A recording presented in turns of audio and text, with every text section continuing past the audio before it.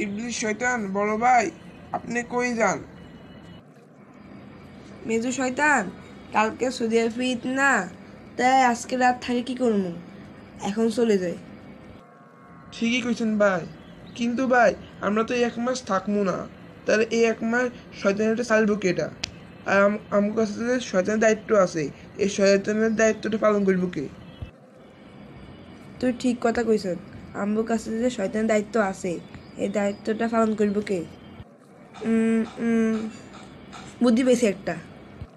ব্যবসায়ী ভাই, আপনার কাছে শয়তানের দায়িত্বটা দিলাম।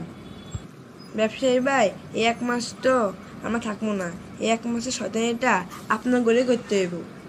ছোলা, আলু, চিনি, খেজুর, এমনকি লেবুটাও ছাড়বেন না। দাম এমন বাড়াবেন যেন গরিবরা পর্যন্ত খেতে না পারে।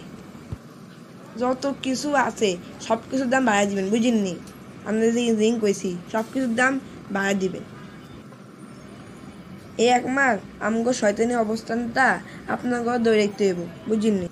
1 মাস পরে আমরা আবার আসতেছি। টাটা, যাই।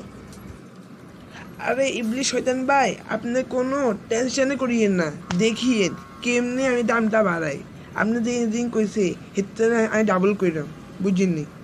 ঠিক আছে যান, আপনি সুন্দর মতো চলে যান, আপনি কোনো টেনশনে নিয়েন না। ইবলিশ শয়তান ভাই, আপনি কোনো টেনশনে করিয়েন না, বুঝিনি?